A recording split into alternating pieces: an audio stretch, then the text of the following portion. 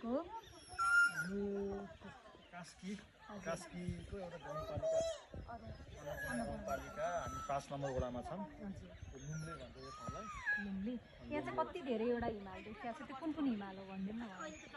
यो अहिले पुसको जाडो सिजनमा पनि यो हिमाल चाहिँ पुरै हिउँले ढाकिन पर्ने थियो खास। तर अहिले हिउँमा परेको भएर हिउँ देखेको छैन। हाम्रो यो छेउमा यो खाली जाडो देखेको छ, त्यहाँबाट धौलागिरी हो।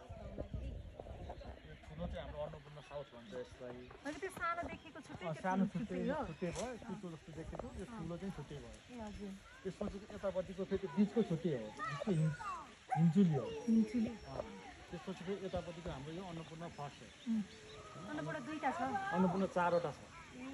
अन्नपूर्ण फर्स्ट हो। अनि त्यस पछाडि सानो हिमालहरू यहाँ एउटा गङ्गा शङ्कर भन्ने छ, कासाङ भन्ने हिमालहरू छ।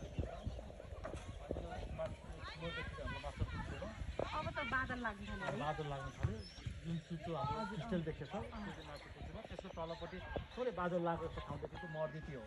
मर्दी जाने भनेको ठाउँ त्यो हो। तर अहिले हिमाल छैन, हिउँ परेको छैन होइन।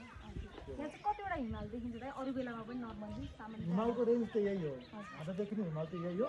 हिउँ परेको बेलामा देखिन्छ। जस्तै सामान्यतया मान्छे पोखरा घुम्न आयो भने चाहिँ हामीले चाहिँ कतिवटा हिमालहरू नजिकबाट प्रत्यक्ष रूपमा देख्न पाउँछौँ? यो लगभग 12देखि 15वटा हामी जुन अहिले त्यहाँमा देखिरहेको छौँ, 12देखि 15वटा रेन्जको हिमाल छ यहाँ नाम साना ठुला गरेर। ठुला हिमालहरू यहाँ 8वटा छन्। अब हामीले सबैले नाममा मुखमा झुन्डिने हिमालहरू जस्तो बादलले अहिले छेक्न लागिसक्यो। माछापुच्छी पछाडि हाम्रो अन्नपूर्ण फोर्थ आउँछ। अन्नपूर्ण फोर्थपछि हाम्रो अन्नपूर्ण फर्स्ट आउँछ। त्यसपछि हाम्रो अन्नपूर्ण सेकेन्ड आउँछ होइन। यो अन्नपूर्ण सेकेन्ड पछाडिका लमजुङ हिमालका रेन्ज हुन्। हाम्रो हिमाञ्चुली हिमाल, मनासलु, लमजुङ हिमालका रेन्जहरू चाहिँ यो पछाडि यतापट्टि देखिन्छ। अहिले यो रुखहरूले छेकेको छ यहाँ भयो। अब मेन भनेको त माछापुच्छी र अन्नपूर्ण चिनी हो। अन्नपूर्ण साउथ र माछापुच्छी नै ठुलो भयो। यो हामीले अहिले चाहिँ पोखराबाट हेर्दाखेरि यो क्रिस्टलको फिस देखिँदैन। क्रिस्टल भनेको माछाको पछाडिको पुच्छा जस्तो देखेको भएर हो।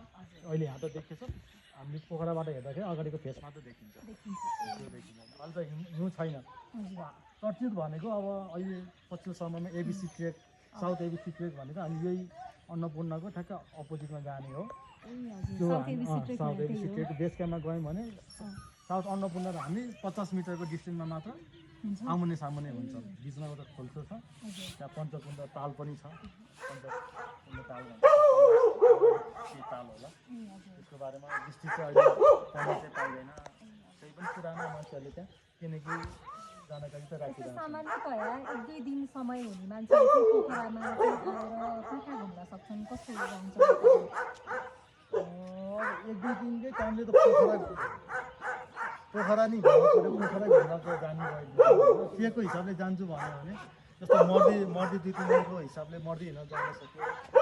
यतापट्टि अब हाम्रो लमजुङ हिमाल पनि देखिने सिक्लेस छ, सिक्लेसका क्रपु छन्। अनि अब एबिसी क्याम्पहरू, अस्ट्रेलियन क्याम्प भन्ने छ, यता चाहिँ जान सकियो। नर्थ एबिसी पनि खासै देख्दा टाढा लागे पनि हिँड्ने मान्छेको लागि 3 दिन 4 दिनको ट्रेक हो।